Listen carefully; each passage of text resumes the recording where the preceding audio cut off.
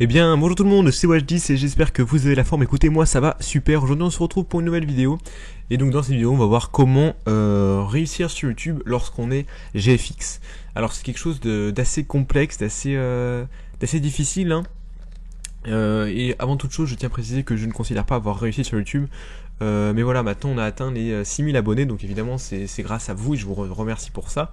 Mais voilà, je pense que pas mal de personnes aimeraient bien déjà atteindre ce stade, et c'est pour ça que je me permets de faire une vidéo qui va un peu dans laquelle je vais vous donner mes conseils et mon avis sur les conditions à réunir lorsqu'on veut réussir sur YouTube en tant que graphiste. Et voilà, on va commencer la vidéo sans plus attendre.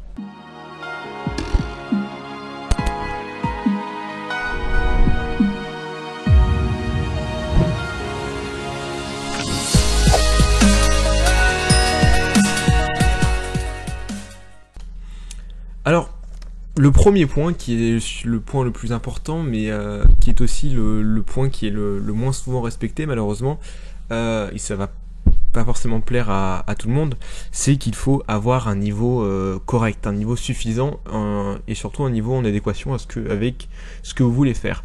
Alors je m'explique.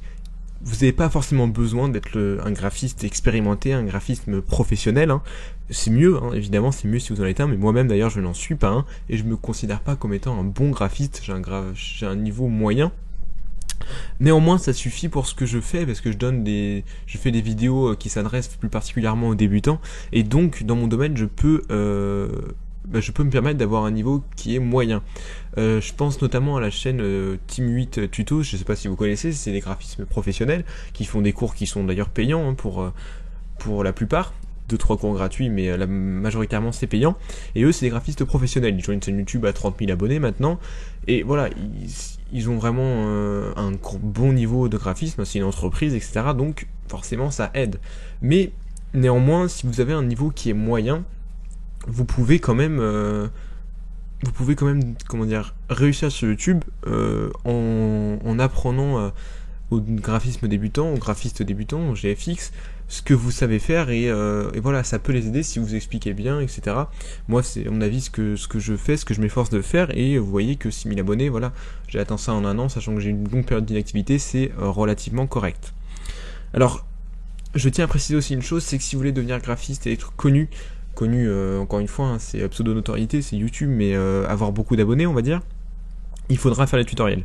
C'est pas possible autrement, malheureusement. Je connais beaucoup de graphistes qui sont extrêmement forts, hein, et qui ont des chaînes YouTube à les 4-5 000 abonnés, mais ça va rarement au-delà, puisque si on ne fait pas de tutoriel, c'est vraiment compliqué d'intéresser un large public.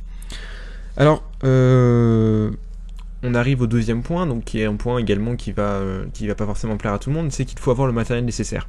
Vous le savez, aujourd'hui YouTube c'est une entreprise, hein, c'est un second monde en fait, c'est vraiment quelque chose d'énorme. Il y a énormément de chaînes YouTube, tout comme il y a énormément de personnes qui sont sur YouTube pour regarder des vidéos, mais malheureusement il y a quand même tellement de chaînes YouTube que vous pouvez très vite vous être perdu dans la masse, vous fondre parmi les autres chaînes YouTube, et c'est pas quelque chose de très bien. Alors malheureusement, hein, quand je dis avoir un matériel nécessaire, c'est pas avoir un petit micro, un casque de gamer, hein. Malheureusement, vous pouvez pas commencer, c'est vraiment le gros désavantage, vous pouvez pas commencer YouTube en disant je vais attendre d'avoir un certain nombre d'abonnés pour acheter du matériel de qualité. Parce que, tout bêtement, si vous commencez avec un matériel qui n'est pas bon, si vous commencez avec un micro, un casque de gamer, si vous commencez avec, je sais pas, enfin, pour ce que je fais, moi, c'est tout ce dont j'ai besoin, et heureusement. Enfin non, il me faut également un ordi puissant, ça c'est également nécessaire, hein. Mais si vous commencez avec un ordi pas très puissant, qui va ramer, un micro de mauvaise qualité, vos vidéos ne feront quasiment aucun vue. J'ai testé moi-même, hein, comme beaucoup, j'ai commencé avec une chaîne YouTube enfin 2-3 chaînes YouTube même qui ont tout de suite pris l'eau. Voilà, ça n'a pas marché, et j'ai décidé de changer radicalement, d'acheter du matériel de qualité et de faire les choses proprement, et vous voyez que tout de suite c'est allé beaucoup mieux. Donc voilà, ça c'est un micro, je sais pas, vous pouvez peut-être en trouver à 50 € sur le marché qui sont corrects, hein. Moi le mien coûtait 70 €, c'est un choix que j'ai fait, voilà. Il y a encore mieux Blue Yeti, mais ça c'est pas forcément nécessaire, hein. Vous voyez que la qualité de son que j'ai est vraiment correcte, et donc c'est largement suffisant. Voilà. Ensuite, troisième point.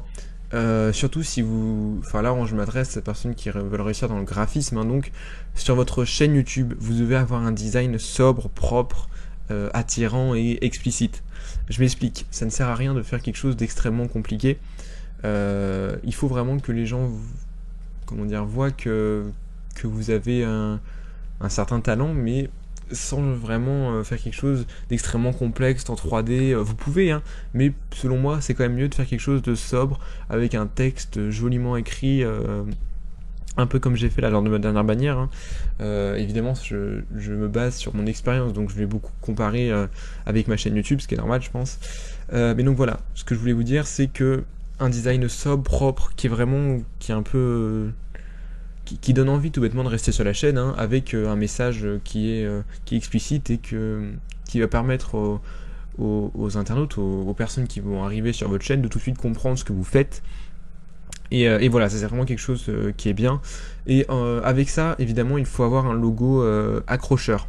Qu'est-ce que j'entends par accrocheur? C'est vous pouvez très bien avoir un logo design. Hein. Moi, c'est ce que je faisais avant et franchement, ça marche très bien. Il n'y a pas de souci avec ça. Mais par exemple, j'ai préféré choisir une sorte de mascotte, on va dire, un avatar. Et je trouve que ça apporte un peu d'originalité. Enfin, je sais pas, ça apporte une petite touche personnelle à la chaîne. Ça la rend plus unique.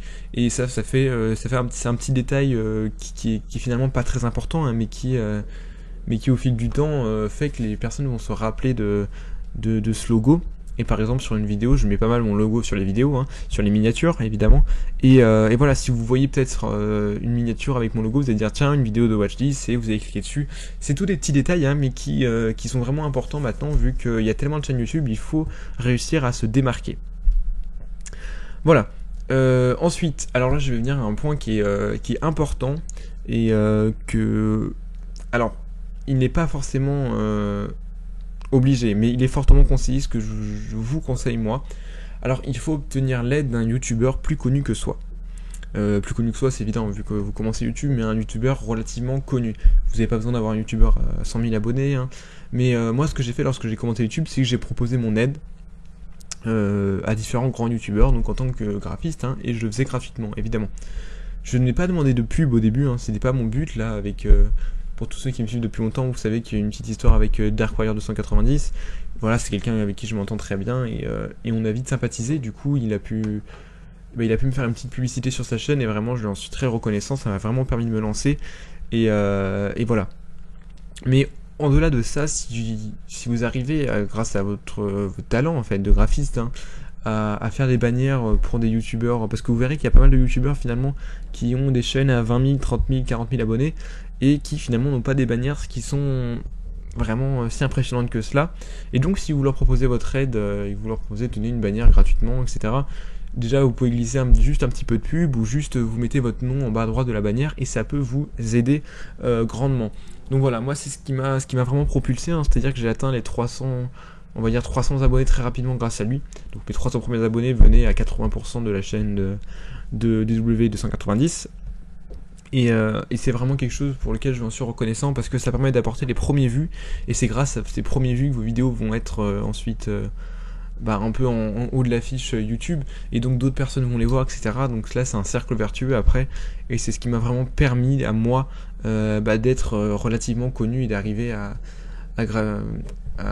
grimper les échelons sur YouTube. Donc voilà, encore un grand merci à lui. Et donc voilà, ça c'est quelque chose qui est quand même relativement important pour moi. Et voilà, c'est mon avis encore une fois, mais je pense vraiment que c'est un vrai bonus.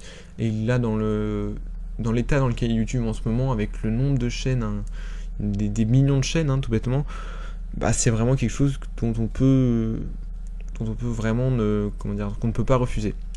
Voilà. Ensuite, je vous conseille également, donc c'est ce que j'ai fait avec ma vidéo comment booster sa connexion internet, c'est d'avoir une vidéo buzz. Alors une vidéo buzz c'est pas si simple que ça à faire, hein. Il faut y passer du temps, il faut mettre vraiment c'est trip, hein, j'ai envie de dire, parce que moi j'ai essayé de le faire avec la façon la plus propre possible, avec les meilleures explications, et ce qui a permis maintenant à cette vidéo d'atteindre les 250 000 vues. Au moment où je fais cette vidéo, hein, ça va sûrement augmenter. Mais voilà, avoir une vidéo ou une série buzz, Alors moi j'ai fait les deux, c'est-à-dire que j'ai eu la vidéo que vous connaissez, donc comment booster sa connexion internet, dont je viens d'en parler, mais également la série comment devenir GFX de A à Z. Et donc ça c'est vraiment une série qui m'a également aidé. Alors j'ai fait que 2 épisodes, hein, enfin 3, il y a 3 qui est sorti, le troisième est sorti récemment, mais vous voyez que j'ai atteint 30 000 vues je crois sur cette série. Et grâce à ces 2 vidéos, ça m'a vraiment donné un tremplin. J'ai gagné pas mal d'abonnés grâce à cela, et pas mal de gens connaissent ma chaîne grâce à ces vidéos, hein. Et donc voilà, c'est vraiment pour moi important d'avoir une série ou au moins une vidéo qui soit vraiment une vidéo buzz, une vidéo où vous savez que ça va vraiment bien marcher. Alors, encore une fois, je le dis, c'est pas évident. Il faut vraiment trouver un sujet qui est universel, qui va intéresser le plus de personnes possible, et le faire proprement, tout en restant original. Moi, par exemple, je sais qu'il y avait plusieurs vidéos sur comment booster sa connexion internet, mais elles expliquaient pas tout. Moi, j'ai essayé de regrouper tout, un peu, de piquer un peu dans chaque vidéo, de faire avec ma propre expérience personnelle, pour réussir à créer une vidéo qui soit plus complète et qui permette à vraiment de booster sa connexion internet à 100%, au maximum. C'est pas forcément le cas, hein, mais je dis 100%, c'est une idée, voilà, booster sa connexion vraiment de façon très importante. Donc voilà, avoir une vidéo, une série buzz, pour moi c'est vraiment être important, ce qui est quelque chose qui est très important. Alors on va venir encore une fois à un point qui est extrêmement important, mais que je ne respecte pas, et que je vous conseille vraiment de respecter, hein, si vous pouvez. C'est ce qui est le plus dur pour moi, c'est être actif et régulier. Pour ceux qui me connaissent depuis longtemps, encore une fois, vous savez que j'ai des périodes où je fais moins de vidéos. J'ai eu notamment une longue période d'absence de plusieurs mois. Et voilà, c'est ce qui m'a fait défaut, hein. J'ai perdu pas mal d'abonnés. Voilà, la plupart, même s'ils ne sont pas des abonnés, ne regardent plus mes vidéos parce que voilà, quand ça fait quelques mois qu'on fait plus de vidéos, les gens se désintéressent. Ce qui est tout à fait normal, hein, évidemment, je suis le seul fautif à cela.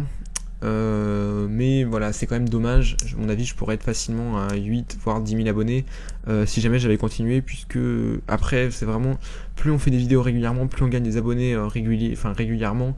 Et vraiment, c'est quelque chose qui est extrêmement important. Je connais une chaîne MS Design, je sais pas si vous connaissez, qui font des vidéos depuis à peu près le même temps que moi. Alors leurs vidéos sont sans doute mieux, hein, j'ai aucun doute là-dessus, mais qui font des vidéos plus sur After Effects, et ils étaient à peu près comme moi, ils avaient même moins d'abonnés que moi, et sauf qu'ils ont toutes les semaines, ils ont posté des vidéos pendant un an. Et au final, maintenant, ils en sont à 13 000 abonnés, et ils ne cessent d'augmenter, donc vraiment, vraiment déjà bravo à eux. Et c'est pour vous donner une idée, hein, vraiment. Pourtant, ils n'ont pas de vidéo buzz, ils font à peu près le même nombre de vues que moi par vidéo. Maintenant, un peu plus, évidemment, hein, mais lorsqu'on avait à peu près le même nombre d'abonnés, ils faisaient le même nombre de vues que moi. Voilà, ils ont été plus réguliers, ils ont été sûrement plus professionnels, et ce qui leur a permis de monter plus vite. Et donc voilà, si jamais vous en avez l'occasion, vraiment essayez d'être actif et vraiment régulier. Alors on en arrive au dernier point. Donc là, c'est un point qui est important également. Je vais vous demander d'être original, de s'adapter à la demande, voilà, s'adapter à son public. Alors je m'explique, hein, être original, c'est-à-dire ne pas proposer les vidéos qui ont été déjà faites sur YouTube des millions de fois. Vous pouvez proposer des vidéos qui ont déjà été faites si vous pensez que vous pouvez les proposer quelque chose de mieux. Par exemple, comme j'ai fait avec comment booster ses connexions internet. Ça, y a pas de souci, hein. Si vous pensez proposer quelque chose de plus concret, de mieux, tout bêtement, voilà, lancez-vous, n'ayez pas peur. Et s'adapter à la demande. Alors ça aussi, je vais m'expliquer. Si vous faites des vidéos, moi c'est ce qui m'est arrivé d'ailleurs, si vous faites des vidéos graphistes, donc de GFX, hein, et des vidéos sur un peu, comment dire, tout ce qui tourne autour de l'ordinateur, l'informatique, si jamais votre public, vous voyez qu'il est beaucoup plus orienté vers le graphisme, n'hésitez pas à faire plus de vidéos de graphisme. Moi c'est ce que j'ai fait, hein. J'ai quasiment d'ailleurs arrêté les vidéos un peu, comment dire, les vidéos tutoriels informatiques. Parce que mon public était plus intéressé par le graphisme, et voilà. Donc ça c'est vraiment quelque chose qui est extrêmement important également. Si quelqu'un vous demande de faire une vidéo sur comment, je sais rien, comment faire un overlay, je sais pas si c'est comme ça que j'ai fait cette vidéo, hein, mais je vous donne un exemple, et que vous voyez que le commentaire a une dizaine de likes, n'attendez pas, hein, renseignez-vous et faites cette vidéo, et vous allez voir que déjà vos abonnés vont vous être reconnaissants, et même pour vous, souvent c'est les abonnés qui ont les meilleures idées, hein. Et donc moi les vidéos qui ont le plus marché en dehors des vidéos buzz, c'est clairement celles qui m'ont été conseillées par des abonnés. Donc voilà. Eh bien écoutez, je pense que cette vidéo touche à sa fin. J'espère que vraiment que ça a pu vous aider. Je vous ai donné mes conseils, hein. C'est encore une fois un avis personnel, mais je pense que vraiment, si vous appliquez cela, il ne devrait pas y avoir de soucis. Alors encore une fois, hein, c'est dur de se jauger, notamment au niveau de son niveau, du matériel qu'il faut avoir, etc. Voilà, essayez de faire au mieux. N'hésitez pas à demander votre comment dire, un avis sur des personnes qui sont plus expérimentées, et qui vous connaissent bien et qui n'osent pas, voilà, qui justement oseront vous le dire si ça ne va pas. Et donc voilà. Bon, et ben la vidéo touche à sa fin comme je viens de le dire, hein. J'espère vraiment qu'elle vous aura plu. Si c'est le cas, n'hésitez pas à mettre un pouce bleu, ce serait bien qu'on atteigne allez, au moins 150 pouces bleus pour cette vidéo, ça me ferait vraiment plaisir, je sais que vous en êtes capable. Et donc voilà, abonnez-vous si ce n'est pas déjà fait, et c'était Wajis, on se retrouve très prochainement pour une nouvelle vidéo. Allez, à plus les gens.